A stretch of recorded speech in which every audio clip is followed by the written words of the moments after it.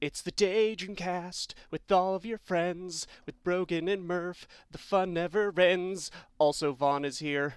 Hello, that was great. I love that. Are we replacing the Jack theme? No, that's just supplemental. It's like, Do you want it it's like before or after the Jack theme? uh,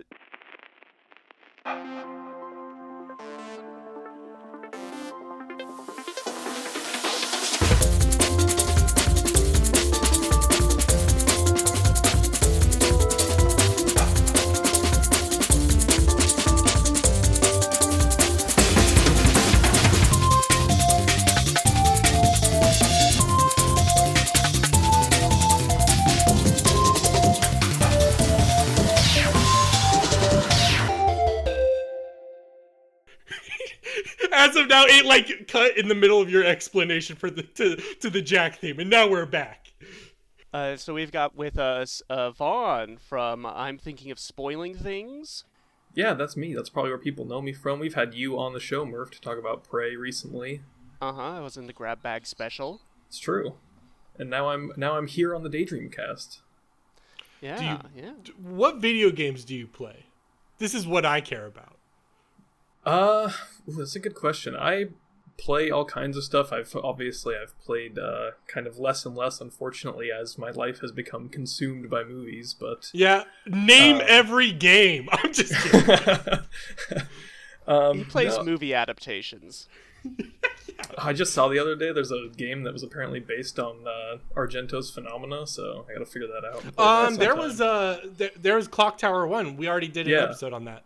Oh, really? Well, I'll have to play it. That was a Pavlos era episode. Check it out, viewers. Anyways, continue. No, I play all kinds of stuff. I'd say I gravitate more modern, especially these days, because I like to just kind of have mindless, relaxing stuff to play. So, a lot of shooters and stuff. I played not as much recently, but was a big fan of especially the original Destiny, and played quite a lot of Destiny 2 as well, the looter shooter style kind of thing. But I've certainly also played my fair share of indie stuff. I like a lot of that as well. Try and find where the fun new stuff is. I've played far too much Binding of Isaac. Gotcha. What are you really looking for? Are you looking for something that, like, when you say Destiny and Binding of Isaac, are you looking for things that sort of build on each other and just like you're working towards getting better at the game? Are you looking for just like sit down, turn your brain off experience? Or what exactly do you look for in games nowadays? I would say nowadays in particular, it's sort of a combination of those things, I guess. Like, I like when I can just sort of turn my brain off and play, but I also like stuff that feels like I am making progress and building something out of that. So that's why I definitely gravitate towards stuff like that, where you get to sort of create something and build an experience of your own, even if you are kind of playing mindlessly. Yeah. I have a question. As an expert on spoiling things, is the referendum for spoiling video games different for the referendum on spoiling movies? I think definitely. It is tough, though. There's a tough line to draw in terms of spoiling video games. I think video games are so much harder to ever really have a good grasp on where people are at, especially when you talk about recently released stuff. It's so hard, like, to know, because with a movie, it releases recently, and the people that are going to see it are going to see it, and it's just a couple hours, and it's easy to digest, but some people can spend hundreds and hundreds of hours with a game before they're really comfortable talking about it, so it's hard to find out. And on top of that, I mean, this may actually go into, you're laying the groundwork with 5D chess, Murph, because this goes into our topic of the week, Legend of Zelda: Link to the Past, which we'll go over later. But I think there's some times where spoiling things is part of a communal experience regarding the game itself. So, like, some people would spend 200 hours playing a game, not talk to anybody, finish it, then talk to somebody. Or people spend hours and hours playing, and then they go out to work or their schoolyard, and they talk to their friends and go, hey, did you know that there's a fucking cave that gives you this cool staff? And I'm like, no. And then you're like, yeah, you should go check it out. And then you go check it out, and then bada bing, bada boom. Yeah.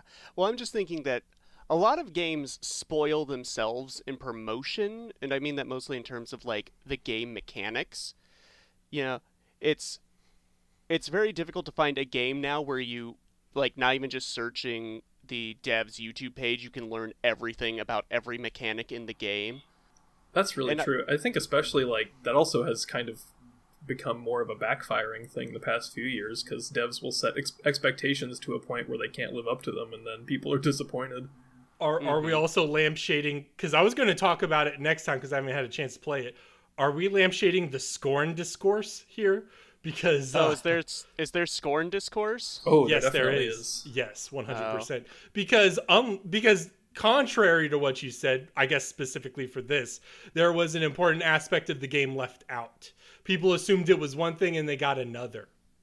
People thought it was more combat heavy. Yes. I take it. Yes. I always got the impression it was just an atmospheric puzzler with like combat is an aspect of the puzzle, kind of like Portal. I was under the impression that it was a lighter Half-Life. Like, it was more into the set dressing, but there is still some combat. And there is apparently still combat. But it is much more like Myst, but eventually you get a gun. Okay, I'm kind of sold on that. Yeah, I mean, we'll talk about it next time when I actually give a chance to play it. But anyways. Well, in terms of games you've played recently, Vaughn, you've played that arcane shooter, what with the time loop. Yeah, I've been playing Deathloop. It just got added to Game Pass, which is the most of the way I, end up getting games these days. But, okay. My guess was that you were subscribed to the Humble Monthly because that's the game of the month for the Humble Bundle. Oh yeah, that's true. That's also a thing. No, I haven't been getting anything from Humble for a while now. But yeah, Game Pass is a good way to just play things as they get added to that. So I started playing Deathloop. I love Dishonored a lot. Dishonored's one of my favorite games. I never got through the second one, actually. It didn't grab me quite the same way, but I was very interested in Deathloop having a similar aesthetic and a similar gameplay style, because I think that game was always so fluid in the way that you could get through it and navigate everything. And I'm definitely a fan of the whole time loop idea and the concept of it, so this just seemed right up my alley. And I was saying, backpedaling to like our conversation on Scorn, Deathloop is one of those games where for a long time it seemed like a lot of people didn't really know how the game was supposed to work. Like they said, you're trapped in a time loop, but they never really expanded on what that meant mechanically. And then I remember when the game came out, a lot of people were disappointed that it was just more flavor. Does that seem to be the case for you? Definitely. I would say that's probably my biggest critique of it, is I had the same feeling leading up to it, and being interested in it before it released, of like, I was very interested in what the trailers were presenting, but I couldn't really tell what the actual gameplay was. And it's definitely not quite what I was hoping for. I think the time loop aspect of it ends up becoming really unimportant really fast. It's basically just in-world describing dying and respawning. Which is fine, but it also has mechanics where if you die a couple of times before the quote-unquote loop resets, it just reverses time a few seconds and then you can stay alive. And that, like, mid-game revival mechanic kind of takes a lot of the air out of the whole death being a time loop thing. And so eventually the time loop is just, like, totally unimportant to the way you're playing it.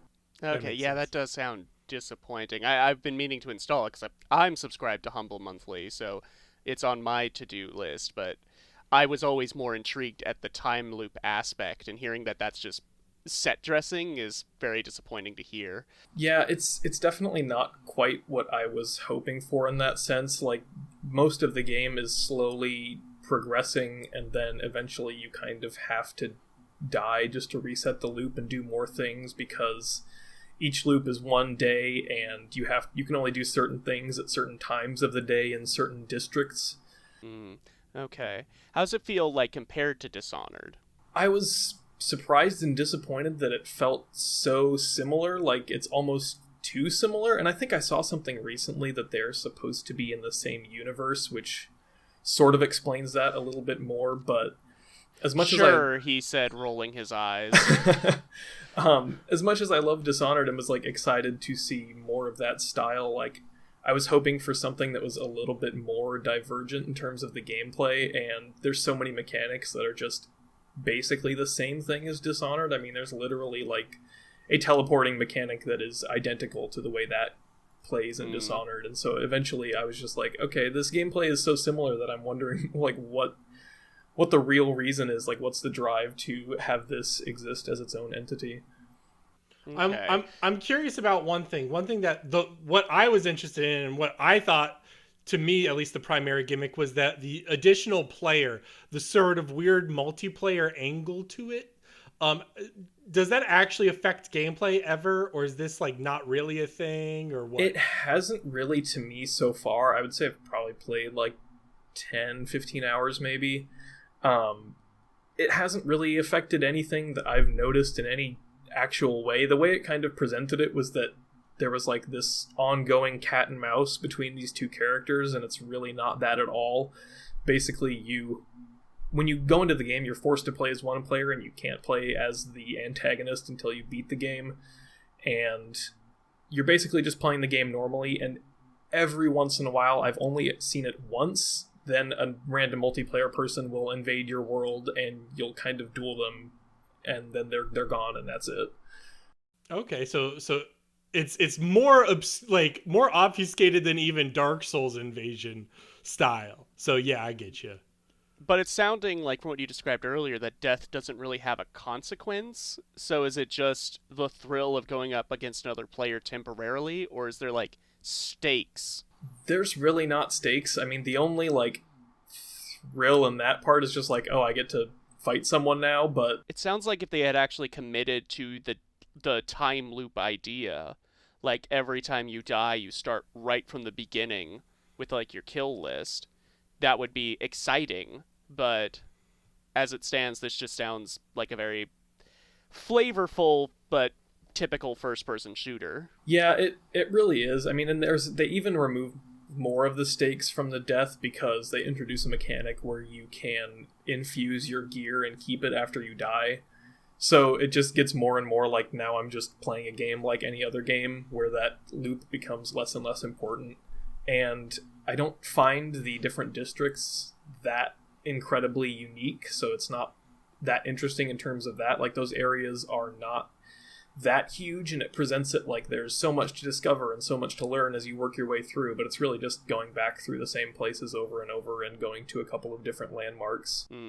Is the execution, because it's all about like your kill list, the visionaries, are those at least satisfying to pull off like in Dishonored, or are they just like another enemy? They're pretty satisfying. They each have kind of their own individual like thing and mechanic and like thing that they've invented and created that makes them unique and interesting to actually have a showdown with. So that stuff is interesting.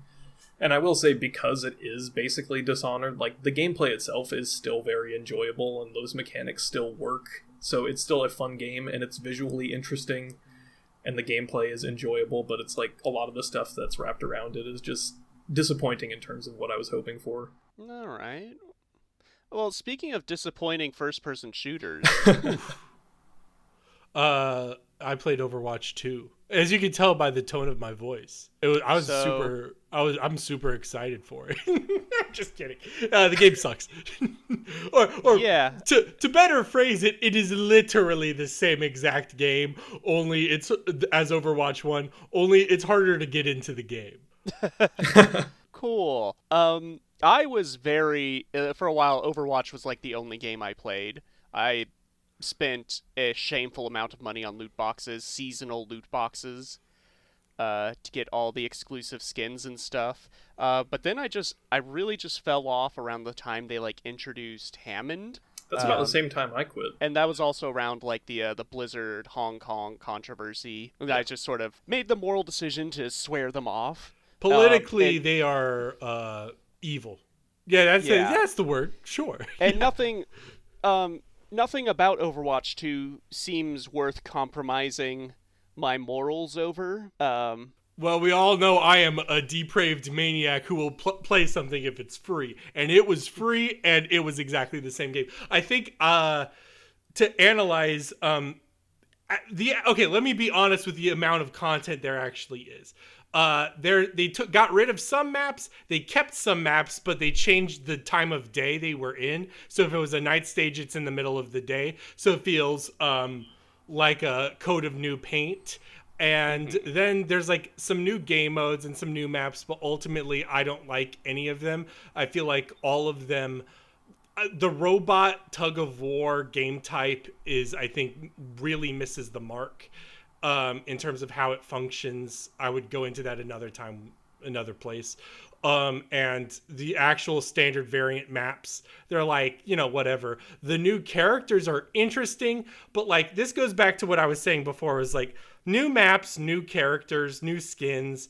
Literally what's really changed, honestly, like all that stuff has happened before, and now there's a 5v5 meta. All this stuff happened under Overwatch 1. Overwatch 1 would revamp things, add things all the time. Really, the fundamental difference is a fucking seasonal pass instead of loot boxes.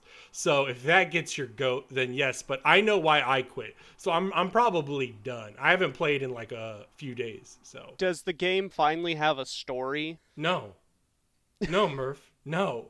It is genuinely quite shocking how much it is just the same game. Okay, so in case you're wondering what happened to all the PvE stuff, they're saving it for later. What that means is they're just going to release the same archive shit once a year. They're not going to actually devote like all that wasted dev time onto like a full-on Destiny 2 style PvE thing. That's just, I don't think that's going to pan out ever. And they're going to just compromise because like that's not going to make them money in the way that this is. So, yeah. It's just so weird because that was like, to me, the only selling point is like, hey, all those like that drip feed of like plot and lore through those beautifully done animated trailers they did. It's like, oh, this is all building to something. This is all building to something you're going to play. And then it just didn't. It feels...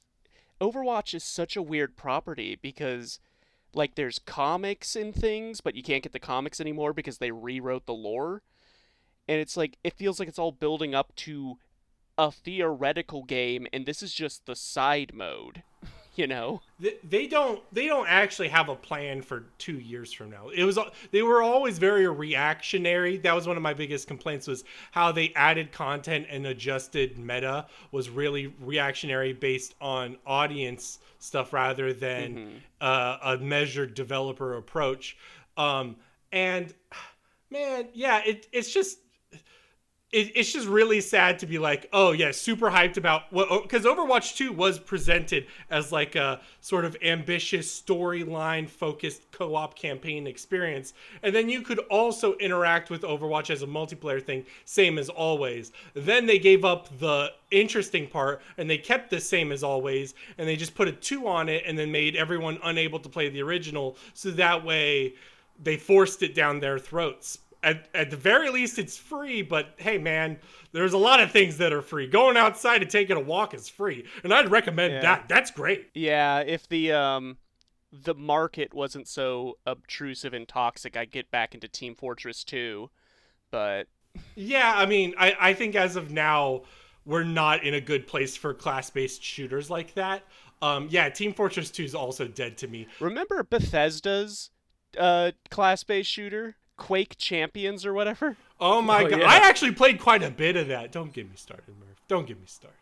We are not talking about Quake Champions. Maybe I'm not Nintendo talking about Quake Champions, no. I put time into that game, and I'm upset by what happened. Okay. All right. So, Murph. So you guys have been playing your corporate disappointments. Meanwhile, I have been playing the best game. Okay, tell us more about this best game. So I've been playing a game called Unicorn Tales. The story about this game, the backstory, is that like 3 dads in the UK wanted to make a game for their daughters that was like Skyrim but family friendly, and one of their daughters asked if you could be a unicorn in it. So they did that, and then they made it available on Steam. What this game gives me the vibes of is like those really well-made like browser MMOs from the early to mid 2000s. Ooh, you're selling me, Murph. You're selling me. Like, it just has this real sincere charm of it. Like, I'd liken it to something like Wolf Quest, if you ever played that back in the day. No. Or just like edutainment games that had weirdly high production values. It's got a bit of a humongous entertainment energy to some of it. And what's really good about it is, like, I guess some voice actor who's also a streamer like played it one evening for like a joke, but then fell in love with it, and so he got his voice actor friends together to voice act the entire game completely pro bono. So the entire game just has professional level voice acting, and all of them like understand the assignment. So you run around, you make your unicorn, you can like choose so many different colors, you can make the most garish neon abomination you want. I'm sold. The Daydream Cast stands Lisa Frank illustrations. I love that art. I want glitter on our posters. I want Ezra to design our I want her to be the graphics design lead. Oh, you hear that, Calvin? Get on that. Give Ezra some markers. Yeah. So you wind up on Unicorn Island because you were trapped in a void bubble for 20 years after the island separated from the mainland. This game has very surprisingly deep lore. And you just kind of run around doing assignments. There's not combat. The devs are planning combat, but it'll be a separate mode. You can go in mazes. You can do obstacle courses. You can buy spells that do various things, like allow you to jump really high. There's platforming challenges. There's spells like summon stuffed animals, summon cheese, summon big cheese. And also the game just...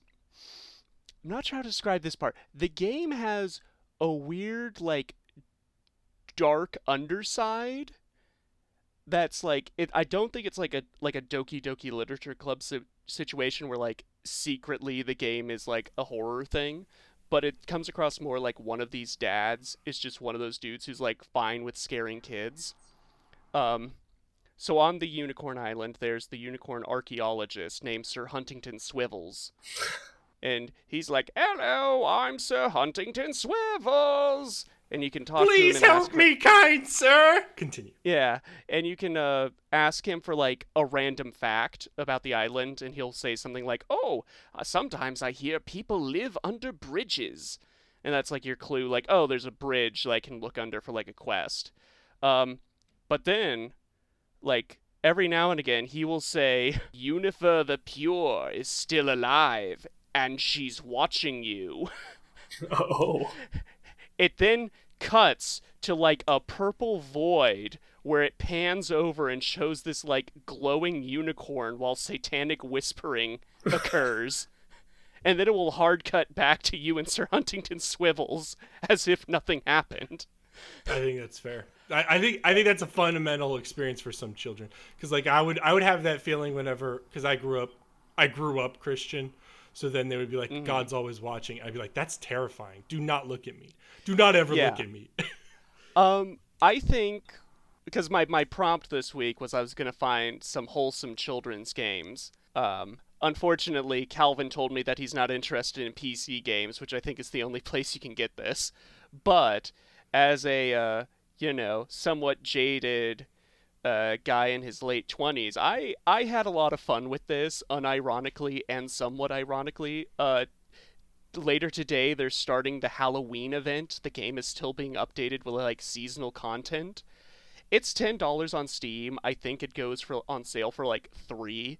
I think you can definitely get, like, an afternoon's worth of fun if you have, like, friends around to watch you play and make commentary. It's so sincere and wholesome, and it gets a big thumbs up from me. Nice. You know what else gets a thumbs up in the Daydream Cast world? Trombones. I love trombones. Yeah. We support band geeks here. Hell yeah. Yeah, we do. Vaughn, you played a game called Trombone Champ. Tell me about it. You played the meme game. I did play the meme game. I saw too many things with people saying, "Is this the best game of the year?" or whatever, and I was like, sure, I'll check out Trombone Champ because it wasn't too expensive on Steam or whatever, and I've always been a fan of rhythm games, and something that was just very silly in that genre seemed like a good time. And it is a very good time. It's pretty simple. It literally is just like a rhythm game, but with a trombone skin. The big difference here is that you can play any note at any time, which just leads to hilarity if you are missing your notes because everything just sounds off. But even if you're playing perfectly, it sounds pretty terrible. So it's just kind of hilarious to play the whole time. So how does the note playing work? Because genuinely, it looks like a Wii game, and I keep expecting there to be motion controls involved. It does feel kind of like that. I've just played on PC. I think that might be the only place that it is. But you just move your mouse up and down the sort of scale and then click to play the note, or you can use spacebar. It does feel like a game that should have motion controls. I'm sure that someone's already modded it to have motion controls, so you can play it with a real trombone. But I've just played with VR. My mouse. So, memes aside, is the game fun? I think it's pretty enjoyable. I had quite a good time with it, especially like if you are a fan of the rhythm game genre and this doing something very silly with it. It never takes itself seriously at all.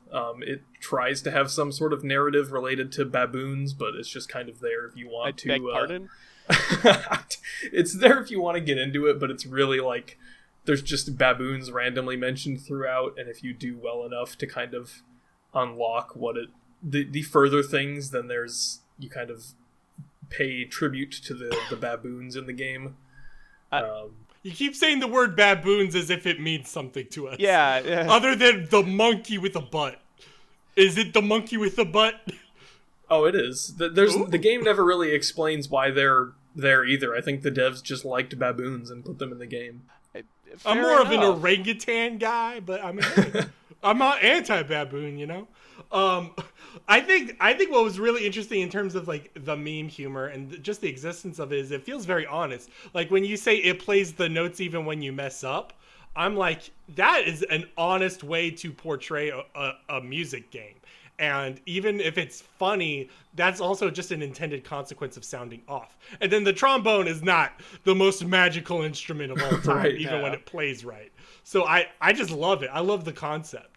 It's very like sincere and silly, and definitely is just like fun the whole time. I think the main sort of drawback is that it's just the set list is all like royalty free, like not unlicensed, but those kinds of songs that like you've heard your whole life because public they're free. Domain. Yeah, public domain is what I'm looking for there. So the songs themselves are not that fun, and there's not a lot of replayability in them. I'd imagine that as a modding community develops and can add custom tracks, then it'll be more fun to go back and replay it. But once you get through those songs, there's not much to go back to. Okay. My main worry is like 2023, we're gonna see like 5 other attempts at this like meme magic. There's gonna be Triangle Hero.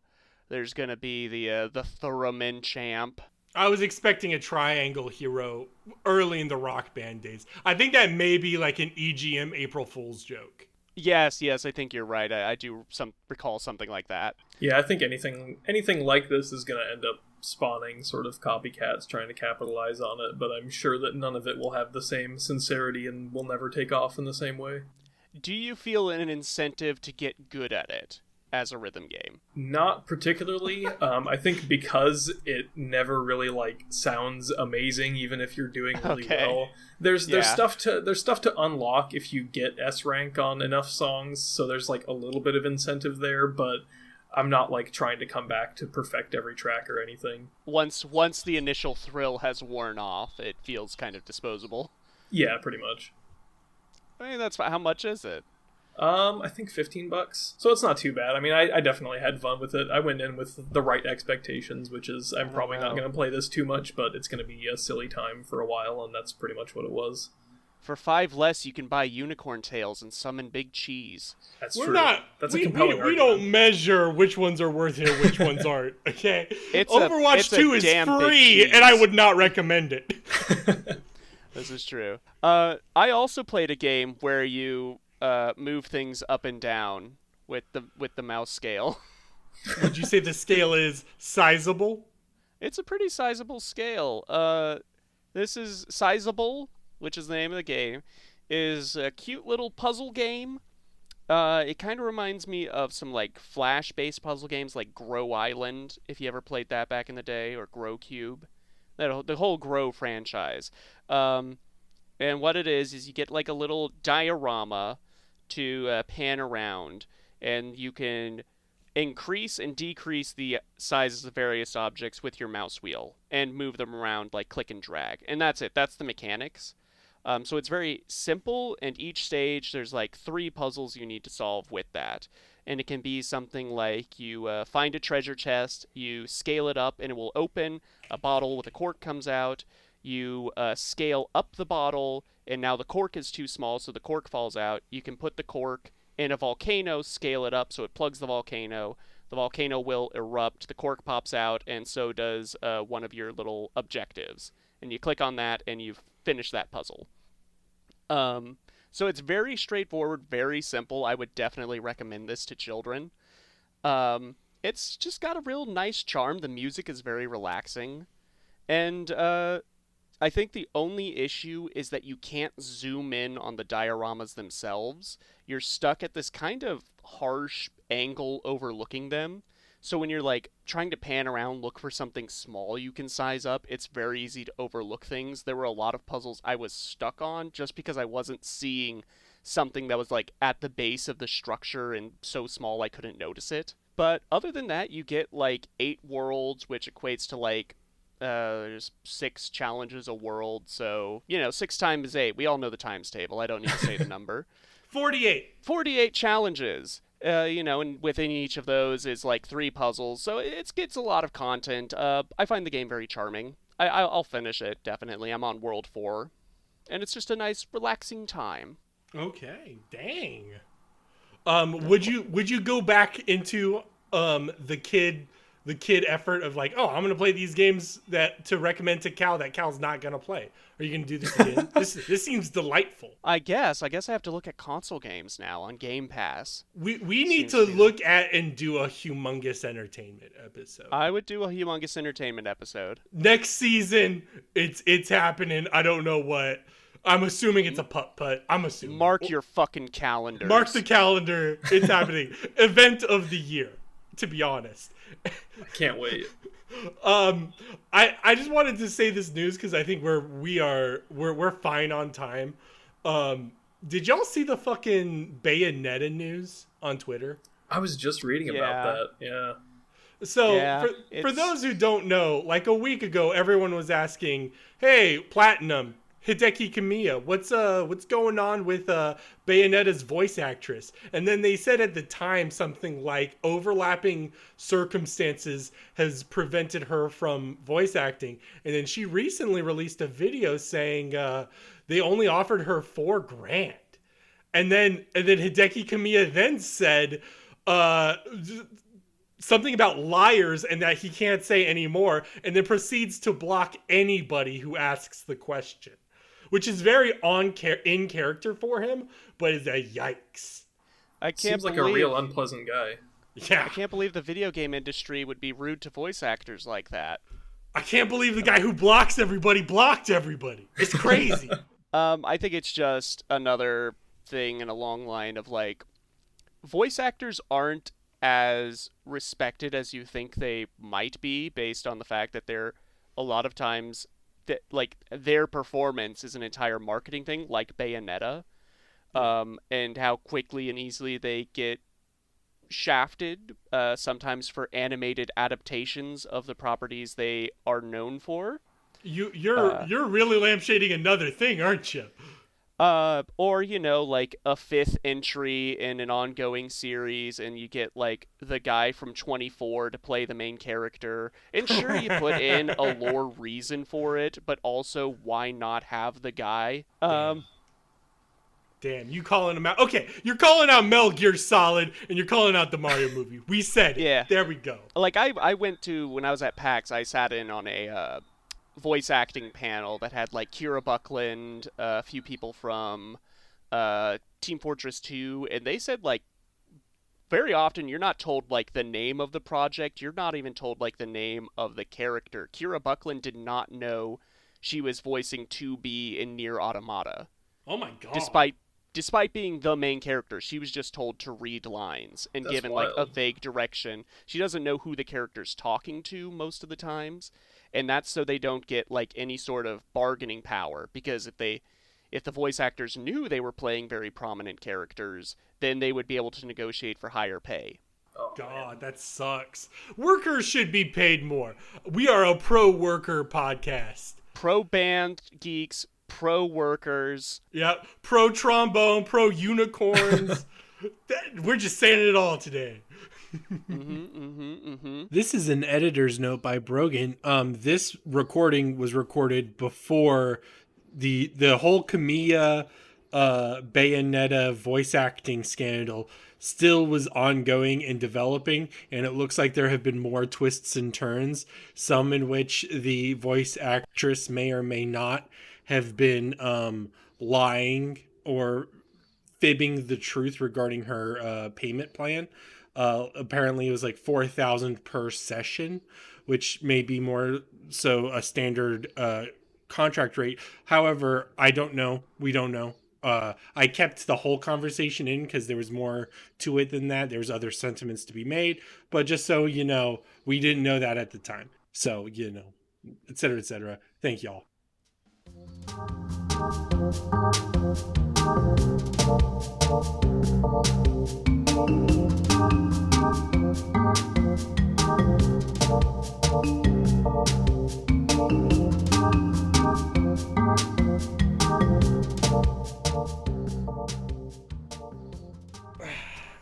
Yep. This week's Variety Minute is SNESquels, the jump from 8-bit to 16-bit. Yeah. So games that had started on the NES, and then how did they change in the jump to the 16-bit era? I was so bold and confident in this Variety Minute, but I do not know either of yours experience in the Super Nintendo or even Sega Genesis. If you want to talk Sega Genesis, we can do that too. So I guess I count in the sense that I played a lot of SNES games that were ported over to the GBA. That's my primary exposure. I played Super Mario World, and I always preferred that over Mario Bros. 3 when that came over. Why do you think that? I don't know. Even though the version of Mario Bros. 3 I played was the Mario All-Stars version, because that was the version on the GBA. I don't know. It just always felt so much more stiff and strange compared to sort of the effortlessness of Mario World. It's kind of hard to articulate. Part of it comes down to like the gameplay of either. But I also strongly preferred the soundtrack of World compared to 3. Yeah. And part of that's probably because the soundtrack was made in mind for a 16-bit like sound chip, which was able to offer like greater complex melodies. Yep. I guess my thing is, I'm trying to think of the way to say it. I think a lot of times when they did the jump, they were looking at what the tech could support afterwards. Like we could talk about Link to the Past later, but like for Mario, I think what really helps it was allowed to have number one, more buttons. There's like a bajillion buttons on the Super Nintendo controller, so that way you're able to do different kinds of jumps. Mario's got that spin jump. He's got different things that allow him to interact with the environment more, and then those different power-ups also are able to be more unique. So like, I guess the best way to say it is there's a difference between the raccoon power-up, where you just tap the button and you fly up, and then the fucking cape, because the cape has physics, yo. The cape goes down. Yeah, you gotta fucking pilot it. You have to like go on like train to properly master the cape. I've never mastered the cape. I've never been able to fly over the level. I end up diving into a pit. That and then the extensive ability for more secrets and more inventive levels and variety. I say Mario's like a difference between like sometimes it's about precision and sometimes it's about the variety of the game design. And I think the Super Nintendo allowed it to explode in that.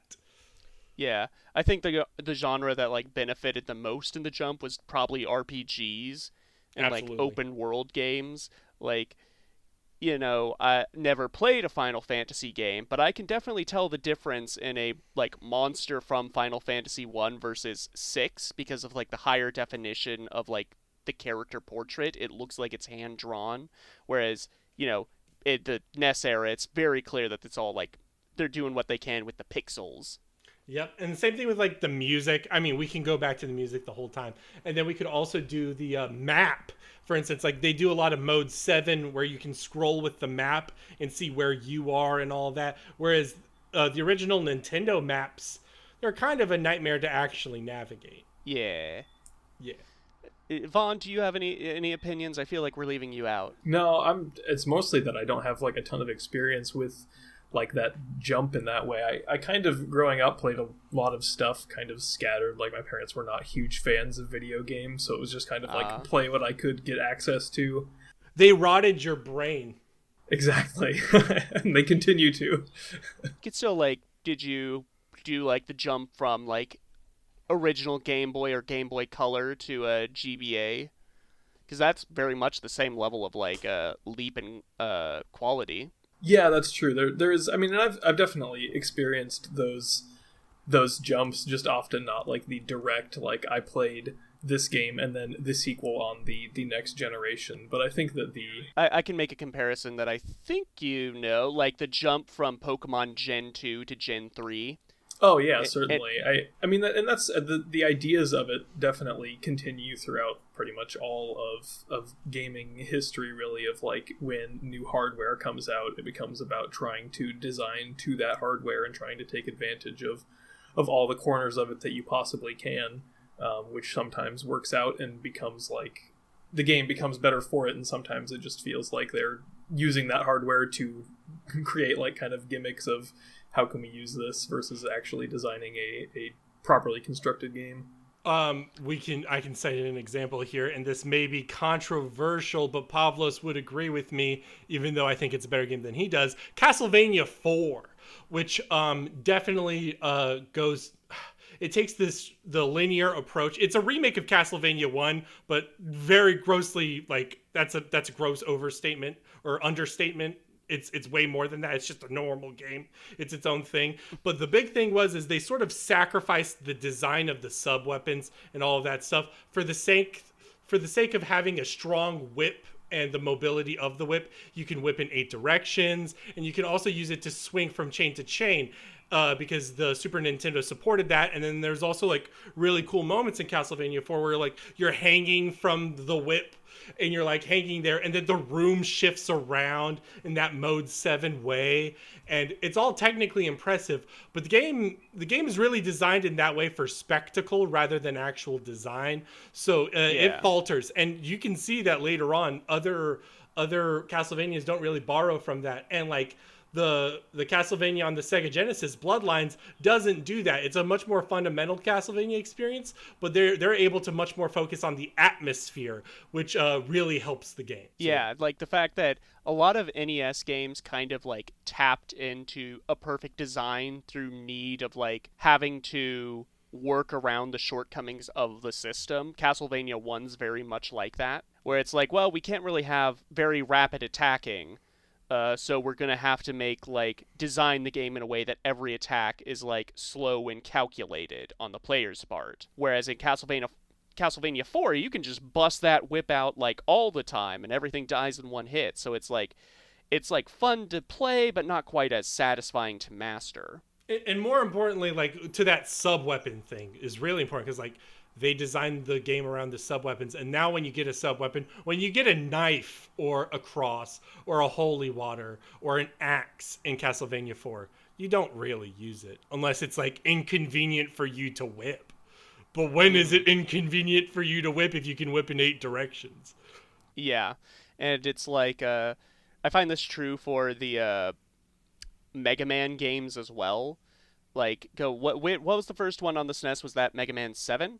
Oh my god, you're asking me and I'm so scared. I'm pretty sure X was the first. I don't quote me. But I'm like 90% of the main sure line, because X is its own discussion. 7 would be the first of classic. Yeah, so I didn't really. I've played through Mega Man's 1 through 6, the NES ones, and then when I jumped to 7, it felt, I don't know, it felt weird and didn't feel as charming to me with like the SNES polish. And I think it goes back to that like Castlevania issue of like the original Mega Mans are like so perfectly suited for the NES that it feels like they didn't have a lot of ideas for jumping to SNES. Do you remember that conversation we had about Super Mario All-Stars and that like obscuring of detail because it's like now it's got too much detail? I think with that it made the color palette and the size of things different. So when Mega Man 7 comes out, they're like, we can make things more expressive. So they made Mega Man bigger. And they made every enemy bigger. So the game is slower. And the game is much more... the game is fundamentally different, too. 7 is much more focused on a little bit more exploration, a little bit more secrets in the corners, stuff like that. And much more of a general, like, there's a shop. There's a bunch of different experiences that aren't just hardcore platforming. And you can see contrasted with Mega Man X, I suppose they wanted to change the tones and have different focus. That's probably why Mega Man 7 feels so different. But X is much more like Mega Man X is smaller and he can have a dash. He has a really good dash and he can jump around. So he has really good mobility, even though he's bigger than the original Mega Man sprite. You know what I mean? Yeah. So it's X one is of a more those graceful adaptation. Yes, of the action. Mm-hmm.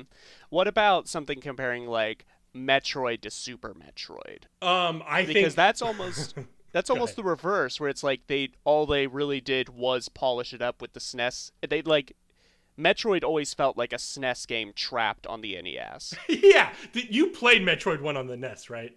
Yeah. Okay, so number one, you can't fucking save. Believe me, you need to be able to save. That's a big issue. Yeah, you know what? Issue. That's like to definitely bring up the ability to save. Changed a lot of how the games could be designed. Yeah.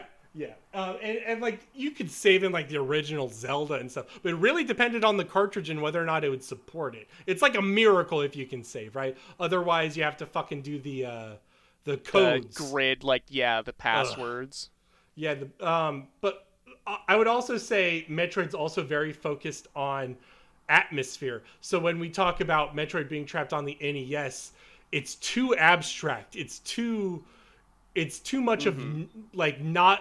There's the focus isn't there because at the very least on the Game Boy, the black and white enables it to have detail. It's still detail. Yeah. It's just in black and white.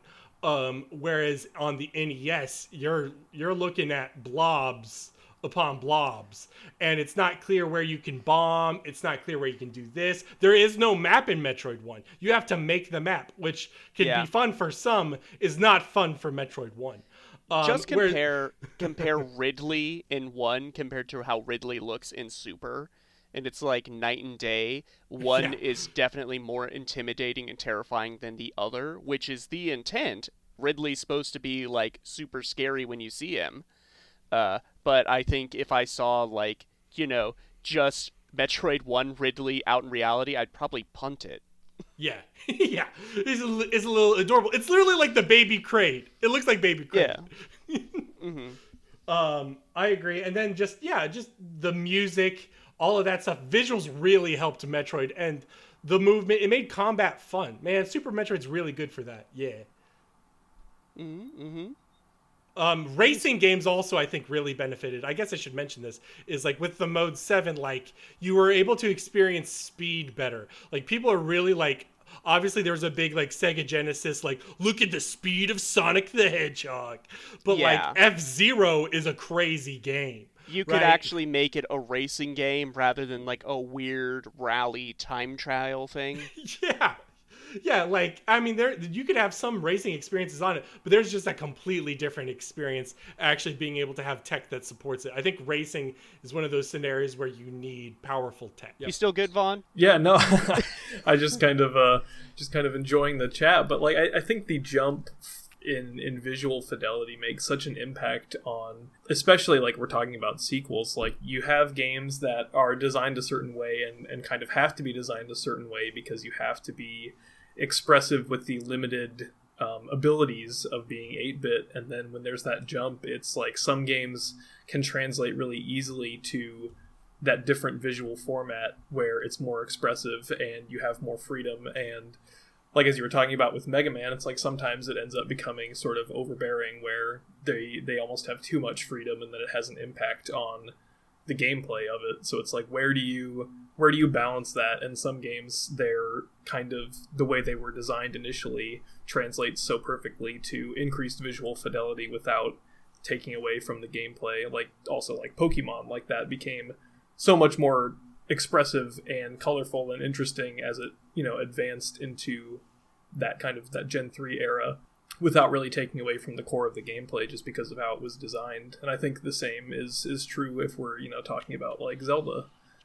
Mm-hmm. Oh, that's a really good segue. Do we have any others, or are we just segueing in?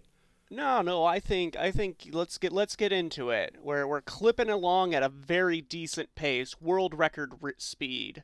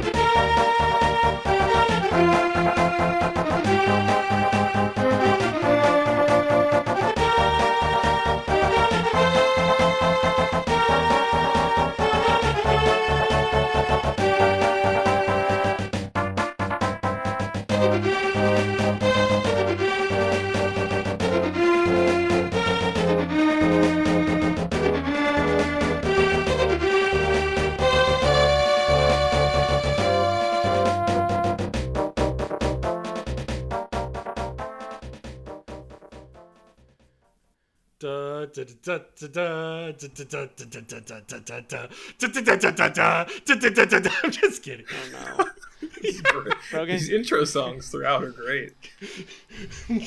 I'm having fun. The Legend of Zelda: A Link to the Past is our game of the week. It was a Super Nintendo game developed by Nintendo EAD, or originally known as R&D4, released in America in 1992. The game was an ambitious expansion to the scope of the first two Zeldas and sought to utilize a lot of the Super Nintendo's new features, and even some features unique to the cartridge, like the expanded memory. This story features a boy named Link who awakens one night to find his uncle going on a quest to save Princess Zelda. Though your uncle meets an unfortunate end, you take up the sword and go on a quest to save Zelda, find pendants to find the Master Sword, and then save the other maidens who have been locked away in the Dark Realm by the evil Aghanim and Ganon. And then you finally defeat Ganon himself in the Dark World. It operates more like Zelda 1 than Zelda 2 because it's top-down and you're exploring the overworld and you go into dungeons. There is a singular overworld map, but there's two versions of it in the Light World and the Dark World. And the Dark World is where the latter half of the dungeons and more dangerous gameplay takes place. Y'all, what did you... Vaughn, tell me what you thought about this game. I love this game a lot. It's been interesting playing it again because it's been so long since I've played it. But I mean, A Link to the Past it's still great. It's kind of hailed as one of the best games of its era, I think, for very good reason. I mean, often Zelda games are kind of in that camp of their respective generations, but it certainly, I think, holds up pretty damn well outside of a couple of things that I found a little bit janky playing in retrospect. But it's a damn good game. Murph? What? I was hoping you guys would talk more. I don't want to make any enemies today. No. If you got something to say, say it. This is a podcast where people talk about their opinions. What is your opinion? Never ends. So this is my first time playing this ever. This is probably my least favorite Zelda. What? Okay. Wow. That's quite a really. bit. Time out. It's either this or Spirit Tracks. Can I just get a recap of what Zeldas you all have played? Most of them. Yeah, I think pretty much all. Any notable ones you haven't is a better way, I guess. Skyward Sword, and the Damn. Oracle games, and Four Swords. Damn. Okay. All right, Vaughn. What ones have you played? I've played a fair few, but definitely not anywhere close to all of them. I'm definitely not as up on some of the older ones, but I've played most of the 3D stuff, except I also have not played Skyward Sword. But yeah, I've played quite a bit of Zelda, except for, a lot of that older stuff I've missed out on, but definitely have gone back to play Link to the Past and still enjoy it. Okay, all right. Now, Murph, you can tell me why it's your least favorite. Continue. All right. Number 1, with a bullet. The grass isn't fun to cut. How dare you? How dare you? That's... Get out of here. Just get the fuck out of here! I was either bored or frustrated with this game most of the time. I can't think of really any moment, maybe the final Ganon fight, where I was like, I'm having a fun time. This is gameplay. I think it's just, like, the severe lack of any story, any really, like, charming characters, which is what I come to Zelda for. Like, like the credits pan over, like, all the people you've met on the way, and I was like, oh, no, there's only going to be, like, 3. I don't really remember any characters in this. And then it kept going, and I was like, oh, yeah, I guess they count. Yeah, I guess they kind of count. The guy you buy flippers from for 500 rupees, sure, why not? The most, like, emotional moment in the game is the flute boy, and that's just something you can entirely skip over. Yep. Really, I guess you kind of need it to get to the last dungeon. Yeah, I think you needed to. I don't know how else you get to the swamp, because I transport to the desert and then I use the thing on the swamp. I don't normally go the other way. Yeah, if only the fast travel worked in the Dark World where you spend most of the game. All right. Let me ask you another big franchise question. What does Zelda mean for you? What do you look for in a Zelda? I look for fun characters, thematic dungeons, and a sense of awe and wonder at the climax. Vaughn, what do you look for in a Zelda?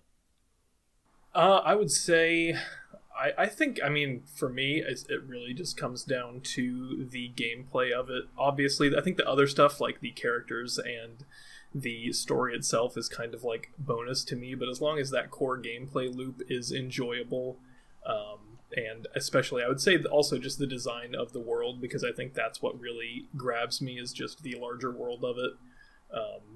Is that's really what I look for, and fun dungeons as well. Yeah, like, it had me at the start when it, like, starts and it's, like, pouring rain and you're just thrown in, like, in media res. You gotta rescue the princess from the dungeon, and then, like, once you're through that and the world opens up, I was so excited.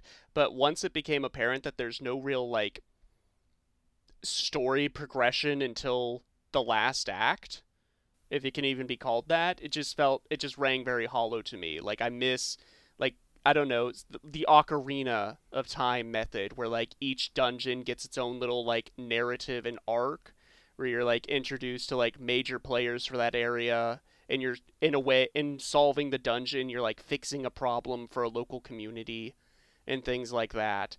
It just, the openness was so strange to me, which is weird, because this is, like, only the third Zelda. I don't know. I really like the openness of it. To me, I think there certainly is less of a continuing narrative drive through it, but that works for me. I like it because I think I feel more sort of having my own journey as Link rather than going along with Link, if that makes any sense. I just kind of think it works well for sort of self-inserting your own adventure through it. Let me ask this, because this will help determine the tone of the conversation. I didn't play with a guide. I did not either. It's one of those things where I've played the game enough to where I don't need it, but I could also see points where we talk about needing it. We can talk about that later. We can talk about all that. Let me say what I value in a Zelda. I think I think I can appreciate the story elements and then the character design and everything you said. I think those were realities that were able to be focused on after the tech caught up. Because I don't even think you could do that stuff on a Super Nintendo, or at least that sort of way. Like Final Fantasy VI and whatnot. Apparently, this game was like really, really harsh on the thing. Okay. Final Fantasy VI, well, you got to realize is like how it loads into different areas, right? Mm-hmm. This is like a seamless world. This overworld is like seamless from transition to transition, and then you have to go into these different minor things. I compare this game as an expansion to Zelda 1. When I think of it in terms of a sequel, I'm not thinking of it in terms of what came after. I'm thinking of what came before. And in that case, this is like a merging between Zelda 2 and Zelda 1, where there is a much more focused narrative. Dog, Murph, let me ask you, how many lovable characters are in Zelda 1? Old man who tells you it's dangerous to go alone. Hell yeah. And also, it's a secret to everybody goblin. He's great. Yeah. I love him. Yeah. Anyways, the merchant who's like, boy, it's expensive. Yeah. Those guys. Like, I get the Zelda 1 to Link to the Past comparison, and I like Zelda 1 more than this, and I think it's because it's sort of, this feels like it's at a midpoint between Zelda 1 and, like, where they would take the franchise with Ocarina, and I would rather really have either end of those spectrums rather than this, like, awkward middle point. Like, it just feels, to me, it's, like, not, I think the game's well designed, but it also just feels default to me in a way. Like, if you boot up your Zelda.exe, make a Zelda program, this is the base level, and then you add the flavor to that. Yeah, no, I mean, I definitely, because I said this, if you consult the Mega Man Legends episode, we talked about A Link to the Past a little bit, because Brendan had similar feelings to this. And what I said at the time was this game influenced, I mean, like, when we talk about Zelda formula, it's not an Ocarina of Time formula. It is A Link to the Past formula, but Ocarina of Time added the innovations that the N64 and later technology was capable of. Does that make sense? Especially the cinematic aspects to it. Like, I played a lot of this being like, yep, this is a Zelda. I've played one of these before. But then, like, I'd get into a dungeon and be looking for, like, okay, what's the puzzle of this dungeon that I'm going to find a way to solve with the key item? And then the key item is like, oh, you can take less damage now. It's like, oh, okay. And it just kind of, I don't know, I guess in that way it threw me off. Maybe, like, if I had a second pass at this, knowing how it works, I'd come away with greater appreciation. But I also still have a lot of problems with, like, how a lot of the rooms are designed. Well, go ahead and talk about it. Constant damage, especially from random locations, isn't fun. It doesn't feel like I'm in control of my own health bar.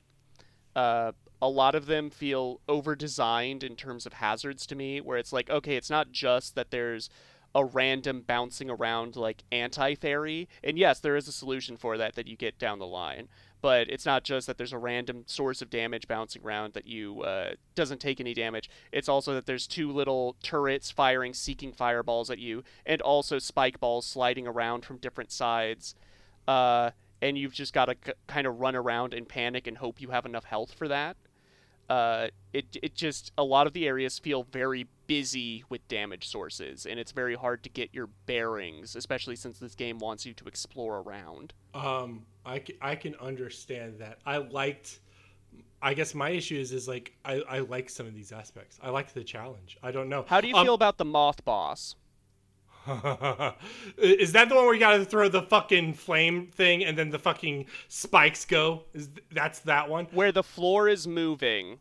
Yes. And the walls are lined with spikes. The spikes will randomly, like, move out and cross the length of the room. Also, there's this giant moth that takes up I'm gonna say a generous fourth of the size of the room, flying around shooting beams. And you've got to, like, navigate and hit that. Thank God for Nintendo Switch Online save states. I would say I don't I don't disagree that this game is hard. And I'm not going to say get good. I'm going to say that I think there is something I appreciate in the difficulty. This game was not meant to be completed in 2 weeks, right? This game was meant to be completed when you're 9 years old and you've got months. This was going to be your action RPG of the time. Subscribe to Nintendo Power or the Nintendo Hint Hotline. Well, no, yeah. When we talk about like the difficulty finding overworld items, it's what I said earlier when we talk about spoiling things, where part of the game is the discourse, and part of learning things is learning from other people. It's like Dark Souls. I would compare it to Dark Souls in the, did you know you could shoot Guinevere and Anne Orlando and get a new thing? And you'd be like, no. And you'd be like, yeah, you should do it. And you know what I mean? Like, it's just a completely different, like, way of design. And it could be punishing to new players or players rushing to complete for a podcast. And I would definitely sympathize with that. I definitely think like the structure of it, like it's punishing, but it also doesn't feel, to me at least, like I don't mind that, because I don't think that the punishment is ever that harsh. Like you're never going back to a square one that's like frustrating to me. Like I think the dungeons are small enough to where that sort of the death and restarting is just kind of part of it for me, and sort of like it's just like you have to learn like the pathing of it. Like I have to go in this way, and then what's the best way to navigate the combat in this room, or the sort of get around things. And yes, I'm going to probably lose a lot of my health and die several times before I really get through that pathing and get to the end, but eventually you learn it and you kind of get it down to a science of how to navigate those areas. And that's kind of part of the fun for me, is kind of figuring out how to navigate everything perfectly. I would highlight, and to be fair to Murph here, I said it in the chat, I think there is an issue with the top-down gameplay in terms of how combat functions. I think a heavy focus on combat gets really, really hard for this top-down gameplay versus Zelda 2, which, it being a side-scroller, allows you to have different abilities for sword play, for instance. And sword play became a big part of the 3D games. Here it's sort of like you're swinging wildly, and they did fix it to where instead of Zelda 1 where you just like jut out, where you like stab forward, you do like a swing in a horizontal way. But even then, I could see difficulties with combat for a while. What were you going to say, Murph? I was going to say, like, well, like Zelda 1, that game is grid-based, so you always know for sure you're going to hit something if it's directly in front of you. In this, because, like, enemies can kind of be off-center, there were a lot of times where I was swinging, and my sword was just kind of passing through them because they weren't really in the hurt box of the sword, and that just kind of led off to what felt like cheap damage. Sure. I guess we should broaden it out to how did we feel about like the early build up? Let's go for the first half first. Like, getting the Master Sword. Did you like getting the Master Sword? Yes, because at that point, like, a lot of the areas were like still fresh. Like, oh, it's a forest dungeon, it's a desert dungeon, it's a swamp dungeon. But once you get in the latter half of the game, all the dungeons just bleed into each other for me. Even mechanically, because I get the feeling like what I like is I like the dark world dungeons other than the last two, just because the last two are hard in the sort of exhausting way. I get exhausted by them. Whereas before that, the rest of the dark world dungeons are very short and very unique and fun for me. You know what I mean? I always like the little gimmicks. I don't know. I just enjoy how they do it. It's not based on the singular weapon that you unlock in the dungeon. It's just a singular, like, oh, the thief's hideout. You gotta blow up a thing. There's a bunch of illusions. Don't trust these. There's one specific spot you have to trust. And then there's all that bullshit. Or I'm trying to remember each one. I'm trying to remember the one where it's like, ugh. Yeah, it's difficult, I like the water one. The water one is really good with the levels. You said you disliked it. I liked it because, number one, it actually did utilize the chain, because you get the chain in that one. Yeah. It's also the only time in the game that they utilize a puzzle where you do something in one version of the world and switch back. Yeah. I thought that would be a more common mechanic, but no, it's just for that one instance.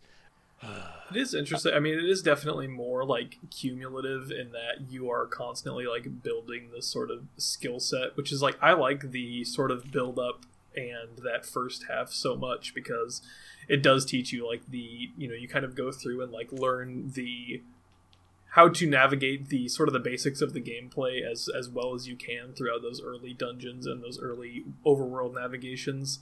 And then it kind of gets to a point of like, all right, I've mastered it, and then you get switched over into the second half of the game where it starts to introduce more stuff and you get to really build off of that initial skill set that you've built. Yeah. Mm-hmm. Like, the building of your arsenal is always a fun part of the Zelda games. I think just my issue in this is that a lot of them feel not necessarily redundant, but so magic dependent that there are clear benefits to using one over the other, especially for later dungeons where magic becomes like your only way forward. Yeah, I mean, I think they should have made the MP bar, thought more about how they utilize the MP bar, and also made access to green potions easier. But that being said, these are all also things that like they learned after the fact. Even Zelda 2 was more dependent on magic. But that being said, I don't know, man. I like this game, dog. How do you feel? All of these complaints I hear, I'm like, eh. And I entirely like give you that. To me, this game like sits at like an okay 5 out of 10. I don't think this is my favorite Zelda, but I don't think this is the worst Zelda. How do you feel about the not necessarily like secret but necessary items being sort of squirreled away and you don't know you need them until you're fighting a boss that requires them? I think that kind of lends itself to both the sort of communal nature of trying to solve the game's puzzles as well as sort of going back and building up how to perfectly execute certain things. Like if you get to a certain point and you realize that, oh, I actually might need to go and find something to return to this and beat this, then you've already sort of perfected that navigation of that part of the dungeon, and then you can go out and come back and it's not that big of a deal. But I think that also goes to like trying to solve those secrets in discussions with other people playing it, which obviously is sort of lost in a modern format, but I think that's sort of the intent there. I would agree, and what I would say would be, number one, let's look at the items that were like really probably the two things that come to my mind are the Quake medallion and the ice wand, in which the ice wand is what I was thinking of. Okay. So the thing about those is, it's what Vaughn said earlier, where you're not obligated to. I think the later Zeldas make it to where it's like as soon as you walk into a Zelda dungeon, you should be fine to complete it. That's not necessarily the case here, and that wasn't necessarily the case before this either. In terms of the other titles, so when you go into the boss that requires both the fire beam, which you definitely got by the time of that boss. And then because the fire is required for solving puzzles. Yes. And then the ice part, you go, oh, there has to be another one of these. And you may, for instance, look inside the ice palace and be like, was it here? But in truth, it is in the light world on the bottom right corner.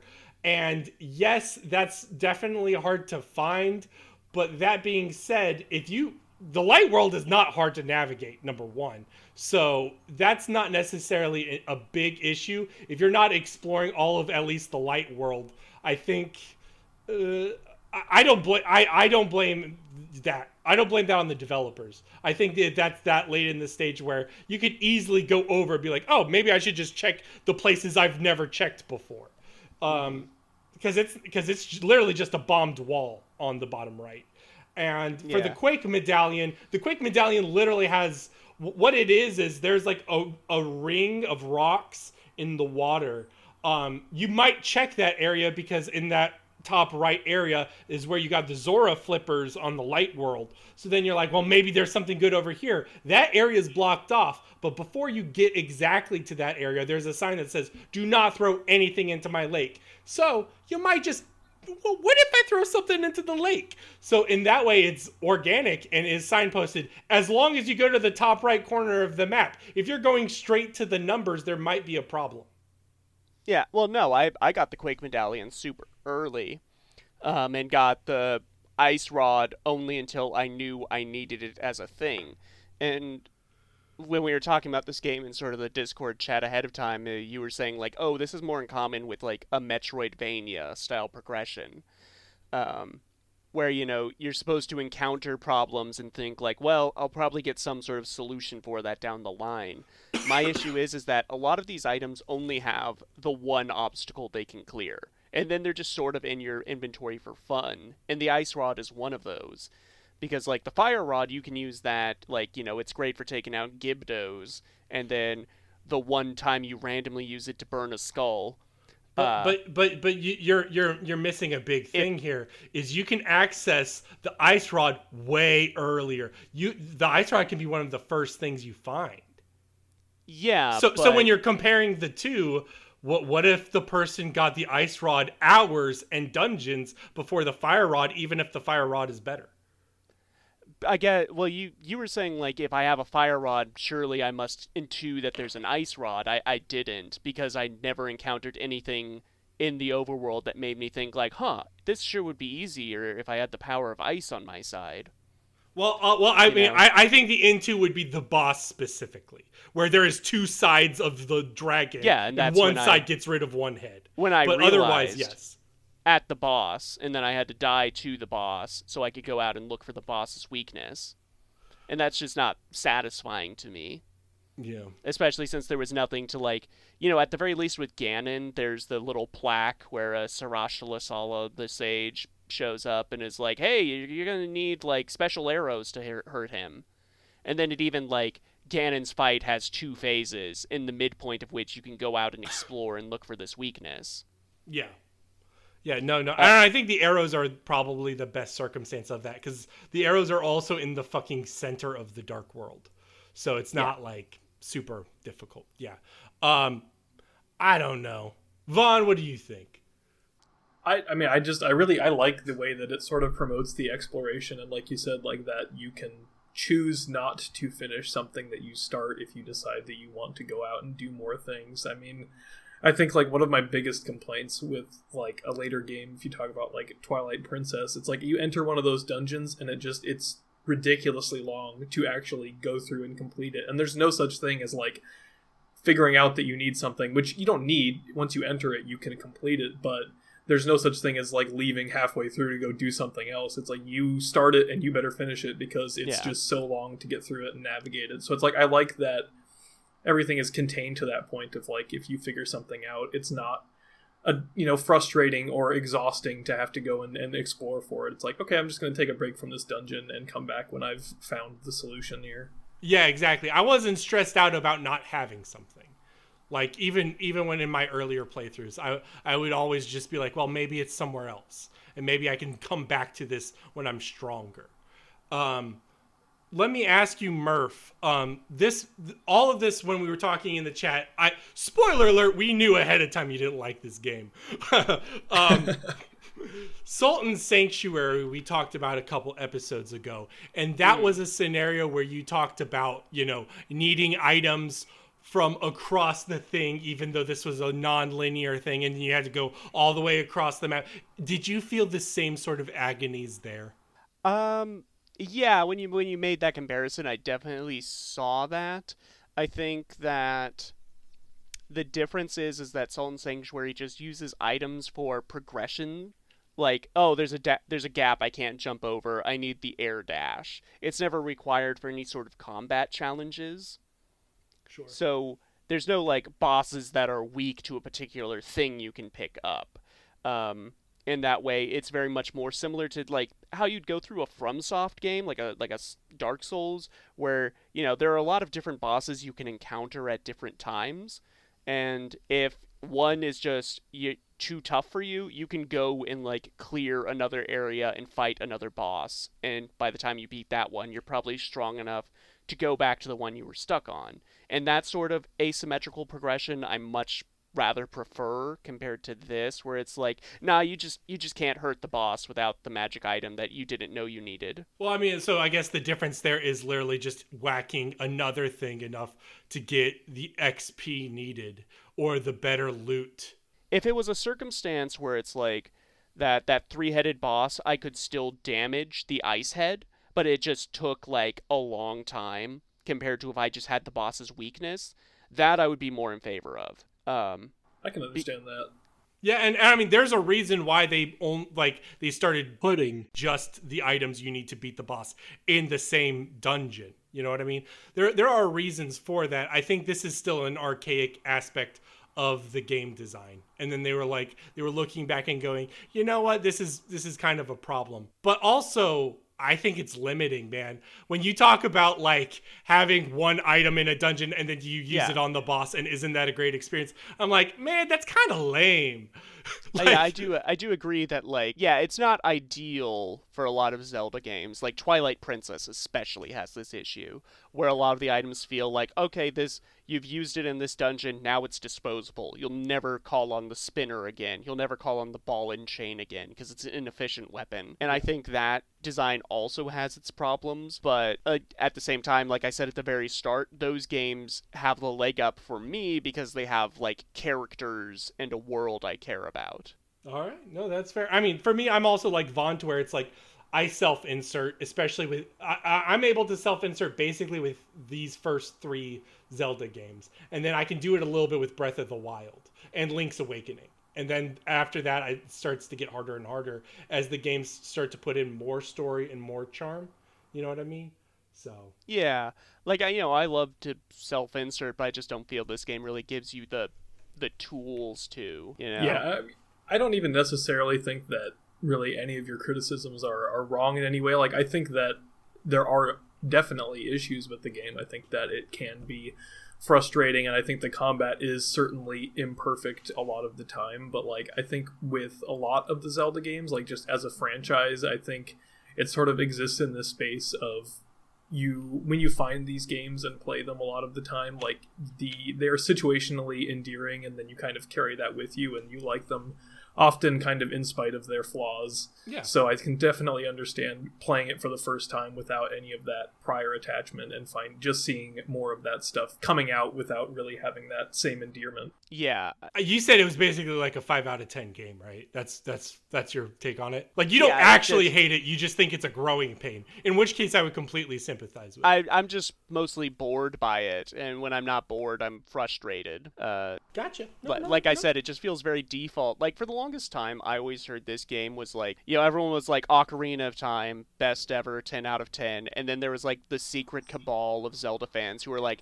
but secretly Link to the Past is the superior one.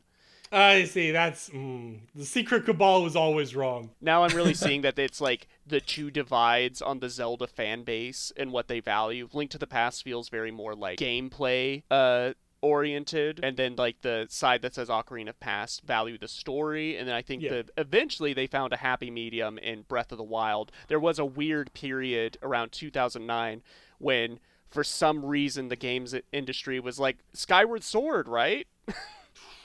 I think that's just a scenario where people hype up any Zelda, right? But I agree. I think Breath of the Wild was just like able to merge most people's like, I think the only people actively disappointed in Breath of the Wild were people that loved 3D dungeons. So like the Twilight Princess Skyward Sword crowd were like, there's not a lot of dungeons in this game, or at least dungeons with variety and aesthetic, because the shrines all look the same. So like in that aspect I agree, but like my favorite Zeldas were the open stuff or the ones that gave you a sense of adventure and exploration. So Legend of Zelda 1 or Wind Waker or any of those were just like, whoa. And then Breath of the Wild was able to deliver on those for me. And then, yeah, there's a marriage of story that if you want to engage with, you can in that open environment. And there's still like hard gameplay, Souls-esque.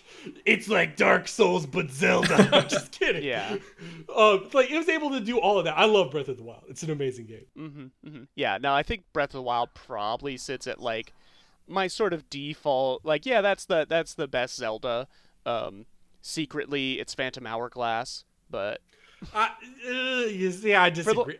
For the longest time, it was Wind Waker. No, Phantom Hourglass is good. I think what I like about Phantom Hourglass is number one, the main dungeon that you keep going back to. I think that's a really cool idea. And I like the note taking of the DS. And I like the mini Wind Waker thing with Linebeck. All that stuff's good. But Link's Awakening's better. So I love Link's Awakening. If we're talking 2D Zelda, it's either Link's Awakening or Phantom Hourglass for me. Yeah, no, I mean, I think Link's Awakening is probably my favorite. I haven't I was curious to replay Minish Cap. I was curious to replay the Oracle games because I was a kid when I played those. So, you know. Yeah, it's always fun to go back to Zelda. Like, I'm interested now to go back to those DS games and see how those fare now. But yeah, going back to Link to the Past was definitely an interesting experience and also very enjoyable. I agree, man. Man, Zelda's just fun. I just like Zelda. Even when it's, like, mediocre. Maybe it is mediocre, but I just like it. You want to play Wand of Gamelon? I'll do it. Murph, you should never just ask me out of the blue whether or not I'll play a video game. I literally, to quote, I want to play video games all the time and every day. Yeah, that was the theme song. Yeah. But now it's Daydream now it's been replaced with all of his friends. Oh man. All right. Well, do we want to plug some fellows we know? Yeah. Vaughn, you're the guest. I think you should do plugs. Yeah, I agree. I don't know what I'm plugging. Plug the same things you would plug on spoiling things. Oh, I'm plugging myself? Yes. I mean, sure, if you want to in public, God is watching. The unicorn God is watching. I can do that. I can do that in front of everybody for everybody to watch and see. You can find me on the Twin Geeks. I write a lot of things about movies. And you can also check out my podcast, I'm Thinking of Spoiling Things, which Murph has been on before. So if you want to check out that episode to start, it's a very fun episode with a lot of variety. And if you are into movies, you can follow me on Letterboxd. I am just Zebra. Yeah, and also Zero Zebra. Nope, unassociated account. I don't know anything about it. Damn. All right. Your co-host Steven is also on another section of podcasts, the Stacks. Where he and Jack do a rotating sort of show. Sometimes they're interviewing Steven's favorite Letterboxd reviewers. Sometimes they're just shooting the shit for Stack's office hours. They just got a Patreon where you can go subscribe for some exclusive podcasts and movie commentaries. I recommend it. It's fun to listen to Steven talk over Jurassic Park 3. And Jack, you can also check out his albums on SoundCloud and Bandcamp. There you go. Yes, 100%. And I will also include samples of his right now.